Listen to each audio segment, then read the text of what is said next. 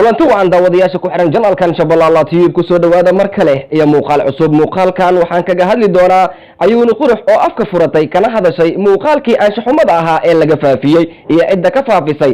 qoraal dheer oo ay soo dhigtay barteeda Facebook ayay si cad ugu sheegtay cidda ka faafisay muuqaalka iyo sida uu ku soo galay social media. haddaba daawade inta aanan ku bilaabin qoraalkaas ay soo qortay ayuuni qurux oo aan ka soo xiganay marka hore ila daabo muuqaal ay soo duubtay ayuuni qurux oo ay ku sheegayso in ay qoraalkan iyada soo qortay.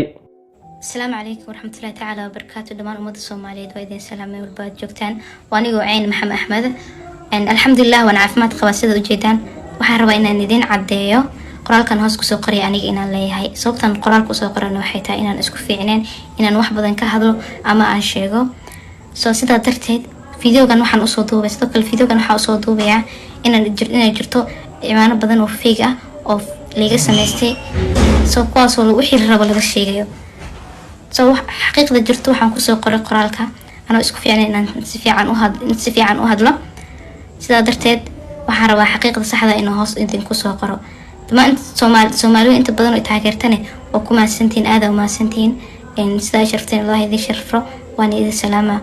hagaag daawade markaan aan guda galno akhrinta qoraalka aan ka soo xiganay ayuuni qurux. qoraalka ayaa u bilaabmayay sida tan: assalaamu calaykum, ugu horeen ilaahay ayaa mahad leh oo ah cidda keliya ee mudan mahadnaq xilliga farxadda iyo midda murugadaba.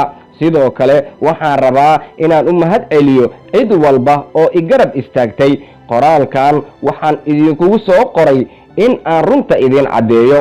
fiidiyow aniga igu saabsan ee meelaha la wareejinayay, horta aniga waxaan ahay ani iyo ilaahay ayaa is og oo cidna maanta aragtidiisa waxba igama bedelayso.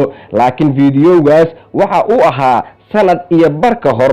waxaa jiray wiil aan wada soconay oo aan moodayay qof rag ah oo qiimo leh, laakiin alle ayaa og cid walba waxa ay tahay iyo waxa u qarsan. markii aan muddo wada soconay waxaan go'aansaday in aan ka haro. kadibna muddo ayuu idaba socday oo uu raadinayay in xiriirkeeni aan soo celiyo.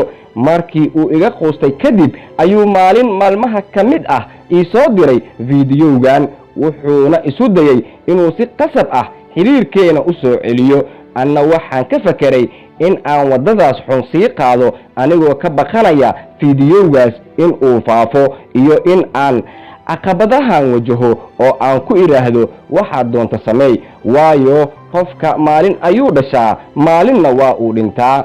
in aan anigoo dembi qarinaya aan dembiyaalo nolosheeda la hara sameeyo, waxaan ka doorbiday in nabarka uu hal mar igu dhaco kadibna aan xor noqdo. sidaa darteed maanta wixii uu awooday waa uu sameeyey, balse aniga waxaan rabaa in aysan iniyo jebin, sababtoo ah waxaan ahay aniga iyo alle ayaa is og.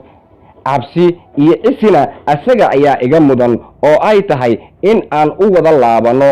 laakiin waxaa ila qaldanaatay in aan dembiye kale sii galo inta aan ka fakarayo oo aan ka cabsanayo waxa bulshadu ay ku falcelin doonto.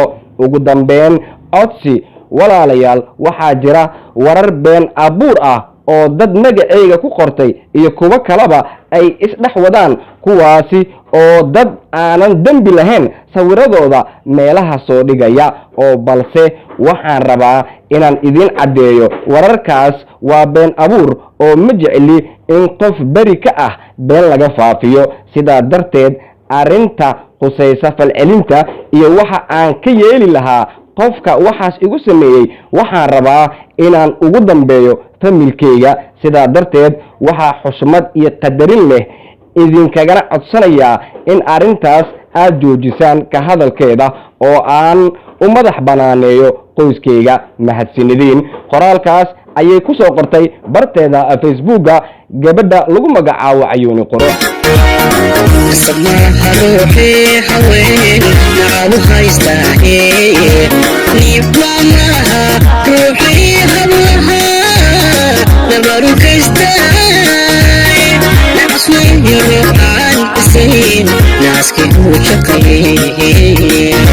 waad ku maasan tahay daawashada aad daawata muuqaalkan daawade haddii ay tahay booqashada ugu horeysay ee aad ku timaado janaalkan waxaan si xushmad leh kaaga codsanayaa inaad janaalka subscribe aad saarato furatana gambaleelka si ay kuu soo gaaraan barnaamijyada xiisaha leh ee aan halkan kusoo baahiyo mahadsanid